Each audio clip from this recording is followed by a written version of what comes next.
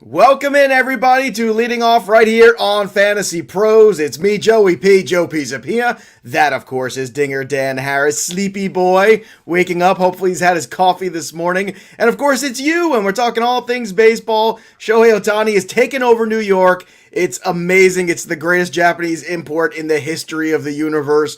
And, of course, Kyle Schwarber can't be stopped. And a whole lot of other interesting news and notes going around the world of baseball. We got your DFS. We got your everything here. Dan Harris, how are you this morning, my friend? I'm doing great. I've got my coffee. I am ready to go. But I'm just bored. Like, what, every day we're just going to be like, hey, Shohei Ohtani is amazing. Kyle Schwarber is hitting 6 more home runs. It's just, let's get some new blood in here. Enough with those guys. God, every day. The weirdest part is that was like yesterday's tweet was Ohtani, Schwarber, and I'm like thinking to myself, wait a minute. This is like Groundhog Day. This is very Bill Murray, where all of a sudden we're living in the same universe again. Also, we'll do some negative stats too today. I want to have some fun about this because there's some things that have popped up that I just didn't realize how bad certain things were, and I think it's worth kind of bringing attention to, even though maybe some of these guys might be on the right track. Some of these stats are pretty disgusting when you look at them and you realize what's going on. So let's start here, of course, with the ups and the downs, and of course, welcome all of the peanuts and the Cracker Jacks. Of course, my home run call yesterday got rained out, and unfortunately, busy with stuff with the kids, didn't realize that game got rained out, and what are you gonna do? But alas, we'll get back at it today. Shohei Ohtani's got to start. I mean, 2 more home runs, 28. Oh my goodness! And you look, he's like, well, he's hitting a home run, or he's going 6 innings and striking out 8 guys, and he's going on the mound tonight. I mean, this is becoming one of the most magical series in baseball, I think, in the last 5-6 years, where a player has come to New York and brought his star with him. And we talked about yesterday that this guy is that kind of dude. He is Showtime Shohei Ohtani. And man, he gets to take the mound tonight. I am very excited. This is must-see television as far as I'm concerned.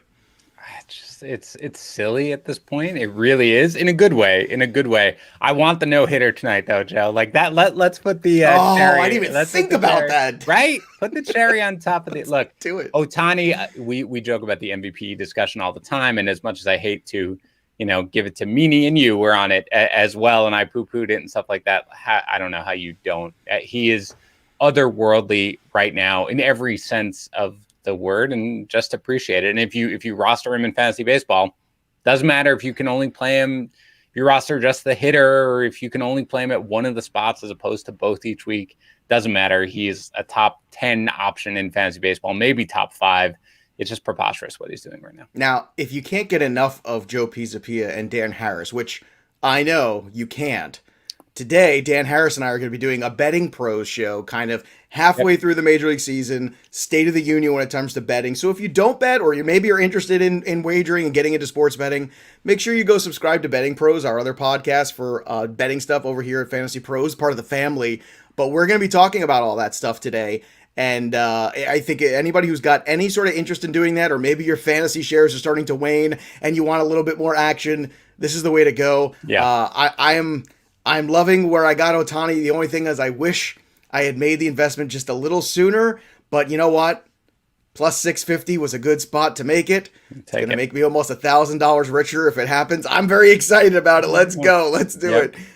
So I have a personal rooting interest for Shohei Ohtani, in case people could not tell. Schwarber extends his historic streak against the for the Nats. I mean, another W for them. I mean, it's nuts. Like you're saying, this can't sustain. It never does.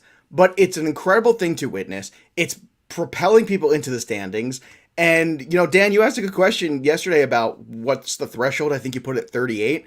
Yeah. I don't know. I mean, this pace, if he keeps this pace up for another week or two, it might be 40, no matter, even if he struggles in the second half. I mean, it's just so nonsensical what's happening right now, because again, this is not something where Schwarber came out and he was remember, he was DFA'd. Like he was not, like, he was just out there for anybody to pick up. He took sort of this 1-year deal, and it'd be one thing if he was doing this right from the start, but he had 2 home runs in April, and then he had 7 in May, and you were like, fine. And now he's got 16 in June. Like, that just strikes me as something where Eventually, it's going to come crashing down because as good as he is, and he was don't forget, he was not just a first round pick, but an early first round pick in the MLB draft. He's got tons of power. I just, think about a guy like, Jesse Winker, who obviously had injuries and stuff like that, was going crazy. And then, homered yesterday for, now he's at 19. So look, I said the under on 38. I'll stick with it just because he hit a home run last night. That's not going to, I shouldn't let that change anything. No, I'm saying one more hot week. Like if he has 4 more in a week, that's going to be tough. I mean, just because the law of averages tell you when you have that sort of an output. And what's fascinating is what kind of contract he ends up cashing in on and if he can ever live up to that again. But I think it's also good on Kyle Schwarber. Sometimes it takes a contract year for a guy to really start to take things seriously. Kyle Schwarber was a young talent where the game was very easy to him. We remember when he came up when the Cubs won the World Series, and he was that big boy, but he was a big hoss young kid, but not in the greatest shape in the world. And again, there's a difference between being on the heavier side and then being big. And I think when you get too big sometimes, especially in baseball, it's a difficult thing. There's lots of big dudes. I mean, David Ortiz was a big dude. John Kruk was a big dude. Those guys raked all the time. But I think Schwarber clearly has committed a little bit better to taking care of himself. And it's absolutely not surprising that he's getting better results the same way Vlad's getting the results that we've been waiting for. Talent sometimes can be an albatross. And that's, again, from Dan's word of the day, toilet paper. Albatrosses are things that can weigh you down, for those of you who don't know. And I think when you're looking at players like this that have extraordinary talent, right, that sometimes they just get by. And they realize that at a certain level, when you're playing in the major leagues, that's not good enough because everybody's that talented. So sometimes there's like a little bit of a, realization moment for these guys. Can we do the Dan Harris has to do the trade chart today? So he asked Joe P to help him. Oh, yeah. That's my favorite game. I love this. Let's talk about Kyle Schwarber, Joe. Let's talk about Kyle Schwarber. Let's do that. Let's talk about Kyle Schwarber. I realize that a lot of these guys do different things. So, Schwarber obviously has power, maybe not all these guys, but let's just talk in a vacuum. Okay, you need everything for an outfielder. Would you rather have Kyle Schwarber rest of season, remember, from this point on, or Alex Verdugo? I really like Verdugo. That's a player I like a lot. I think this is a roster need thing in a roto league. If you need power, I do think that Schwarber will hit for more power, but I think the more complete player is going to be Verdugo. Although, Schwarber at the top of that lineup, you're going to sacrifice the RBIs for runs. Verdugo's kind of there too. That's really close to me. Thanks, because that's where that's exactly where I moved him right here as I was just ballparking. What about? I think Schwarber. I think it's power for Schwarber, but if you want batting average and more consistency, I think it's Verdugo. And head to head, I'd probably want Verdugo more, to be honest. One more. Take another giant power hitter. Isn't hitting for that much power, but would you rather have Kyle Schwarber or Giancarlo Stanton? Schwarber. And I'll tell you why. And I'll tell you why. It's not because I'm a prisoner of the moment. It's because I recognize that Stanton, as great as he can be, just doesn't play enough. And I can't have that. I need Schwarber on the field. I need Stanton on the field. And I think there's a better chance of Schwarber staying on the field. All right. Well, I'm going to apologize in advance because I can almost guarantee you that people are going to be pissed at me for where I have Schwarber on the trade chart. Because again, I move like an iceberg. I go very slowly, but I am moving him up, way up, obviously, from last week. But still, I'm going to be cautious with this because again, would I be surprised if Kyle Schwarber did not hit a home run for the next 3 weeks? No, not necessarily, because I think that he's a streaky player. But thank you, Joe. You have helped me for the first time since you've been a Fantasy Pro. So thank you. Well, it's great. Finally, after 4.5 months, I have finally been useful here. Rockies Herman Marquez, who was kind of a darling yesterday in our DFS discussion. So cheap, special DK arm secondary guy in Colorado. Don't worry about it. It's the Pirates. Go get it. He almost threw a no-hitter last night. Complete game. Great job by him. Shutout for Marquez. Very nice performance for him. His stock is rising out there in the open market. But of course, where there's stock rising, there's also stock that's plummeting. And we've got Kenta Maeda, 7 earned runs. ERA's up to 5.5. Ugh, gross, terrible. And it's not even a full-strength White Sox lineup. It's a bunch of jabronis, in there. I mean, really, it's just, there's no Robert. There's no Eloy Jimenez, even though he's beginning baseball activities, which include eating sunflower seeds, getting hot dogs, what baseball activities? Taping your bat, that's a baseball activity. Lacing your cleats. General manager for the Yankees, Brian Cashman, very blunt about the state of the Yankees struggles, basically saying he must be a fan of the show. I know a lot of people are, but I said this yesterday, they've got like a month here to figure things out, like 3-4 weeks. And that's basically what Brian Cashman said. And they said there's definitely a low where they do have to consider or reevaluate the terms of what they're doing, some kind of crap like that. All I can say is, yeah, duh. And it would be fascinating to see the Yankees as sellers, but I still don't think it's going to happen. Dan, do you? No, I don't. I mean, look, I grew up in New York. You obviously grew up in the area. We know what the Yankees do. And the, selling off at the trade deadline, especially when you had World Series, expectations or goals coming into the year, is just not going to happen. So I don't think that's where we're going. Can we talk about Maeda for a second? Because I got a lot of, there's a lot of questions. All the feels. There's a lot of questions. No, there's more people. People are ready to drop them. And just to be clear, completely justifiable. Okay, you want to drop them. I would not. But let me explain how I'm giving Maeda a minor pass from yesterday. And here's the reason. What did we say in DFS, Joe? We said coming into, do you want part of that game? And I said, Maeda it's a 4-outcome game. I didn't like it either. And Maeda was on 8 days rest. 8 days rest. Like, no matter what, a pitcher, especially a guy like Maeda, like, they need more of a routine. They're creatures of habit. Absolutely. Correct. And Maeda had been showing much better signs since coming back off the IL, so I was encouraged. He had no control last night. He walked 5 guys. There was a rain delay in the middle of the game as well, so he got even out of his rhythm that he struggled a little bit to start with. And kudos to the White Sox. I was watching the first inning of that game. They fouled off a lot of really tough pitches. But again, 8 days rest. He had his start. It was rained out. They opted to then keep Jay Happ on his regular rotation and push Maeda back an extra day, and then he got rained out again. It's 8 days rest. Pitchers are sometimes too strong. So for me, I'm largely giving Maeda a pass. I think they go against the Royals this weekend in his next start, so I really want to see that. If he struggles again, then I'm full on panicking and moving on. But other than that, I'm largely giving him a pass for this. I know that's really weird because he's had a terrible season, but I did like what I saw coming into the start since he's been back from the IL, so I'm willing to just kind of write this one off.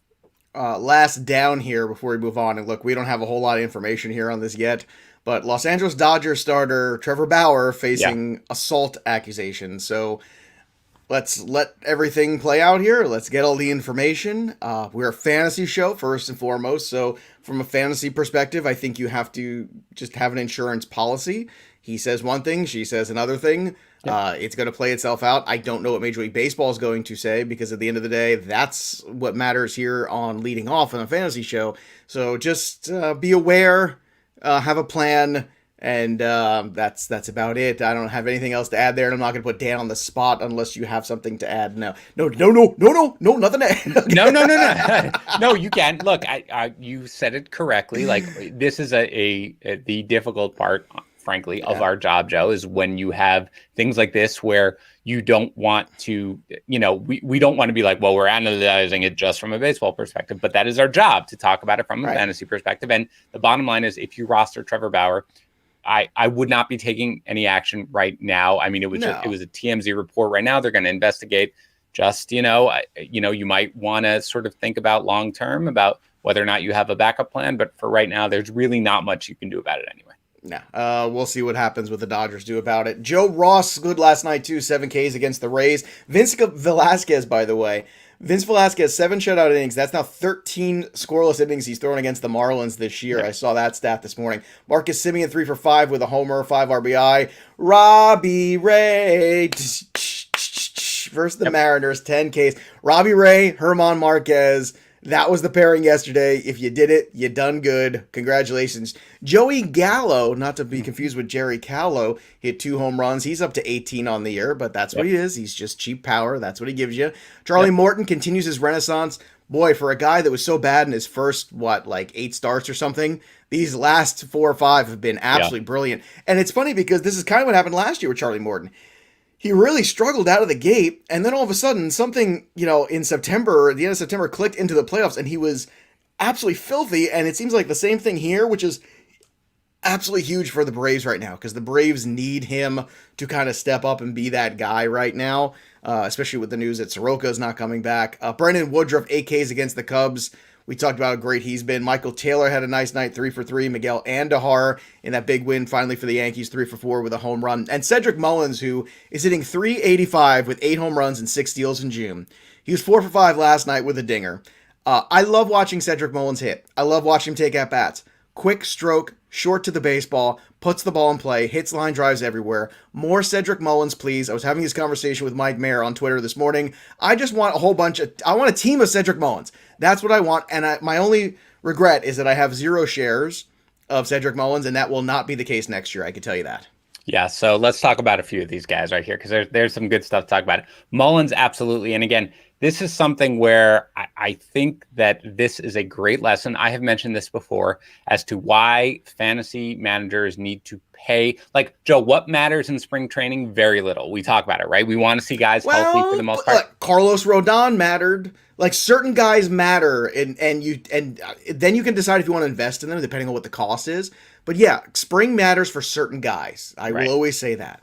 And what does matter is when there are changes or lineup positions. Cedric Mullins, in the end, was batting leadoff for the Orioles all throughout spring training. That was something, again, that our friend Mike Kurland and Justin Mason kind of were hyping on Twitter. And again, I was in a Draft Champions League, and that's a 50-round draft and hold, by the way, on NFBC. And I saw Mason tweet about it, and it was like the 34th round, and he was just there. And I was like, all right, well, I might as well have this guy. And he's basically been the linchpin for my team. He also gave up switch hitting. That is something that, again, might be good, might be bad for some hitters. I'm surprised more hitters don't do that when they struggle from one side of the plate, but it's been good for him. And again, he had kind of a quiet May, but he has bounced back. So this is great to see. With Morton, what I love about Morton, Joe, and again, this is just a veteran pitcher being a veteran pitcher, which is Morton has a sinker that he relies on pretty well. And in the first, I don't know, I'm looking at it 7-8 starts, he was throwing it like anywhere between 20% and 35%.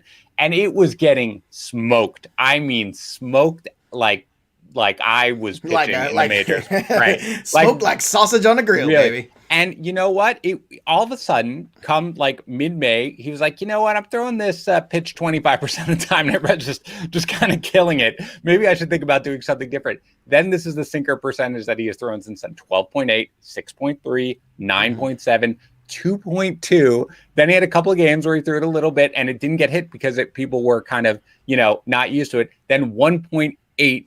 And he threw it once. He's thrown that pitch 3 times in his last 2 starts. And that is just a veteran pitcher basically being like, you know what? This is a pitch that has kind of worked for me in the past. I've decided it is not working for me right now. I'm switching off it. And this is great to see. It's one of the reasons why I love a guy like Morton, because he's not just talented. He's a heady pitcher. He really knows what he's doing. Finally, Joey Gallo, 5 home runs in the last 3 games. I just feel like it's like the poster boy, Joe, for what you and I constantly say with this sort of stuff. Which is, we knew this was coming. We knew the homers are coming. Yeah, let's get him traded to like a total hitter's park right now, and let's see him challenge 40 home runs, because he's really, he'll get hot. Oh yeah, this is what he does. He'll hit a bunch of home runs and then he'll go completely quiet. It's Adam Dunn, but a lesser version. Like, he's not as good of a hitter as Adam Dunn. I'm telling you though, the Joey Gallo, Michael Brantley combo in every league that I could do that is where you really want to do, right? Because value and balancing out the negative effects are the things that they're lacking. It certainly makes sense. If Shohei Ohtani, by the way, played in Yankee Stadium, he'd hit 60 home runs. I'm just telling you. Shohei Ohtani, Shohei Ohtani in that ballpark. Let me tell you something. Brian Cashman and the Yankee brass right now are looking at themselves going, how did we miss this? Could you imagine? No, he went for it though, Joe. They tried to get it. He wanted the West Coast, man. He wanted the West Coast. That's fine. I don't know, man. You know what would be great, man? Maybe on this contract he wanted the West Coast, but I'm telling you right now, after playing Yankee Stadium for a week, I'm telling you right now, that next contract, just watch it. Considering that the Angels have basically 2 of the greatest players in the game as of right now, the fact that they are never in the playoffs and just so rarely on the national stage sucks. Yeah, okay? It does. It kills baseball. We talked about a lot of bounce backs, but let's talk about Ty France too. 18 games in May. Yeah. Dealt with some injuries. $190, no home runs. 280 in June in 25 games, 5 home runs. Tommy Pham also having a good June. We talked about buying him all over the place last month, right? Remember, and everyone was down on Tommy Pham. 337 batting average, 6 home runs, 6 steals. Fulton Evich had 6 Ks and a win over the A's, a little bit of an upset there. And Trevor Rogers, who the first time we faded yesterday, 9 Ks, but lost to the Phillies. We talked about Maeda being a dud. Tyon was bad too, so was Andrew Heaney. No shock there. The Angels pitching is atrocious outside of Ohtani. It's just awful. Rich Hill, 6 whole innings, but only 2 strikeouts. Yeah. But 6 innings. Look, Rich Hill, you throw him out there and you're just going to hope for the best. I mean, Rich, if you are living and dying with Rich Hill, then you've had poor roster construction. I'm saying you shouldn't. Like, I have him everywhere. It's a bonus. That's all. Yep. Don't overthink it. All right, Jose Urquidy left yesterday's start with a shoulder injury. This is concerning. This is also why, Dan, we kept talking about everybody drop Christian Javier, stash him. There's going to be injuries to the pitching staff. He did not have innings in the tank this year anyway. This is the perfect situation for him to come in the second half and be a good pitcher again. He's probably floating around. I don't know what the percentage ownership. You probably know the roster percentage. I'll look it up, but it's got to be low. I'm sure it's low, but I would be out there on the waiver wire today if you could be, or last night if you could go back in time. Blake Snell was scratched with an illness. He actually looked at his own road ERA and got physically ill. He pulled a Bundy. Can we call he pulled a Bundy? Is that, you can say that. It's 56%, by the way. So more than I thought for Christian Way more. Javier. I thought it was going to be like 35 or something. So did I. So kudos to you. By the way, the one thing is the Astros right now are in a 6-man rotation. So they could conceivably not put Javier in there. But, again, he should certainly be added. But sorry, go ahead. No, Chris Bryant out with the side soreness. Anthony Rizzo missed another game with the back issue. And Moncada with the bad shoulder, it was barking at him. So gotta get that looked at. Get a like when things are barking at you. And Pineda started a rehab assignment, so we'll get him back for 3 starts before he gets hurt again. Let's go to the peanuts and the Cracker Jacks here. See if there's any questions. If you've got, you drop in the chat. And once again, this is why you watch us live on the YouTube channel on Fantasy Pros MLB. And while we're looking through the questions here, I want to remind everybody about the sponsor of our show. And that, of course, is Manscaped, the Lawnmower 4.0, the greatest advancement in male grooming in the history of the universe. It is out there for you right now. It's got the new guard lengths 1 through 4, the longest battery life in the history of batteries. It's got a 4000K LED light. It's got the advanced skin-safe technology. Plus, they've got all these other cool things, too. You can buy these packages for your packages. I'm telling you right now, they got the crop duster, the crop wipe, the crop deodorant, the ball deodorant, all the things for your crop, all your balls. I don't know why they call it the crop, but I don't know. But they do, and it's hilarious. So if you want to get in on this and get your Manscaped on, go to manscaped.com, use that code leading off, 20% off and free shipping on us because we love you. So go do it now. Leading off is the code. Your balls will thank you. The other thing that happened yesterday, Dan, was that whole little kerfuffle, as it were, between Josh Donaldson and Lucas Giolito. Donaldson's a guy that seems to like to run his mouth. That's one thing over the years that I've seen with him. Chris Meany, our friend, actually interviewed him once, and he said, "Yeah, he's kind of a weird guy." He's like, "Oh yeah, I'm sure." Yeah, so that's whatever, man. Let's go.